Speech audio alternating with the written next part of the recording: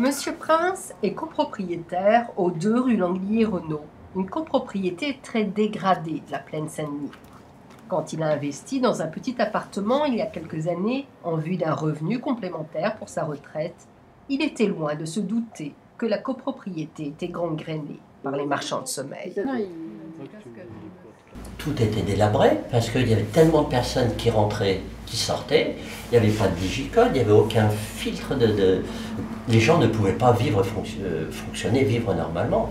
Juste à la porte, à l'entrée de mon logement, il y avait une porte qui ne fermait pas. On voyait les hommes qui rentraient, qui sortaient, les matelas par terre. Les lits, ils avaient bricolé des lits superposés avec des planches, des matelas par terre. Des toilettes qui étaient dans un état... voilà, c'était vraiment compliqué. Donc, je ne savais pas trop comment j'allais m'en sortir, où je m'étais mis dans une situation comme ça. Bien décidé à lutter contre les marchands de sommeil et à améliorer l'état de la copropriété, Monsieur Prince s'est investi de longues années comme syndic bénévole.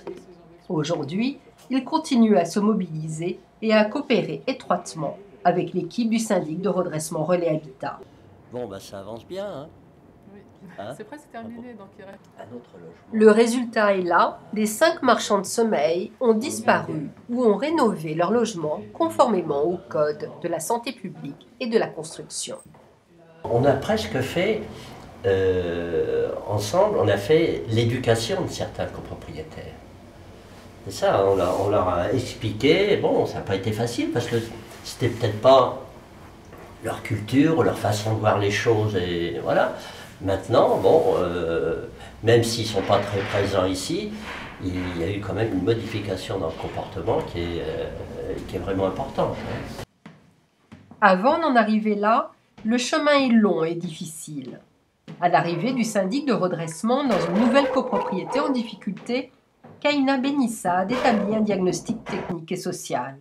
Elle visite tous les logements et repère les dysfonctionnements révélateurs de la présence des marchands de sommeil. Plomberie défectueuse, bonbonne de gaz, insalubrité, humidité, suroccupation.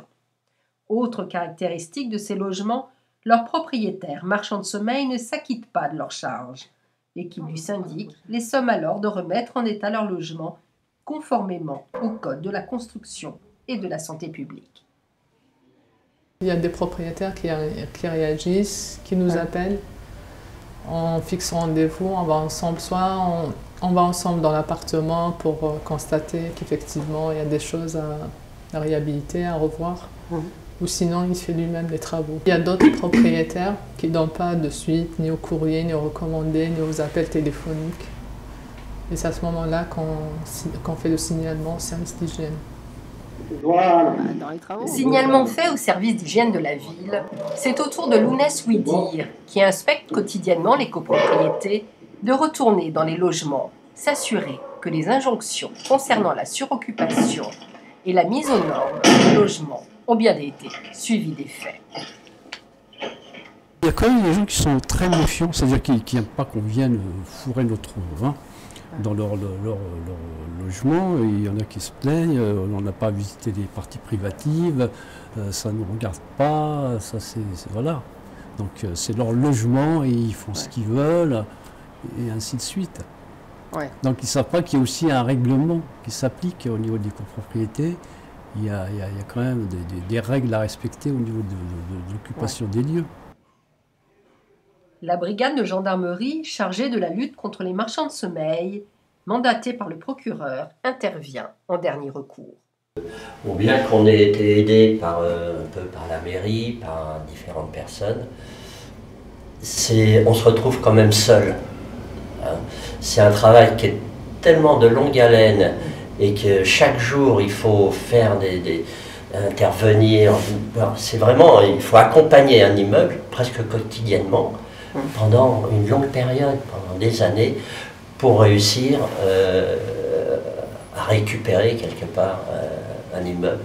Et dans ces copropriétés en difficulté, la principale difficulté, c'est que les gens les habitants vivent dans des mauvaises conditions. Donc pour nous, la lutte contre les marchands de sommeil, c'est effectivement, il ne faut pas oublier qu'on vient d'une action en direction des personnes mal logées et que ça a été, c'est une des priorités pour les habitats que de faire respecter le code de la santé publique et des bonnes conditions de vie.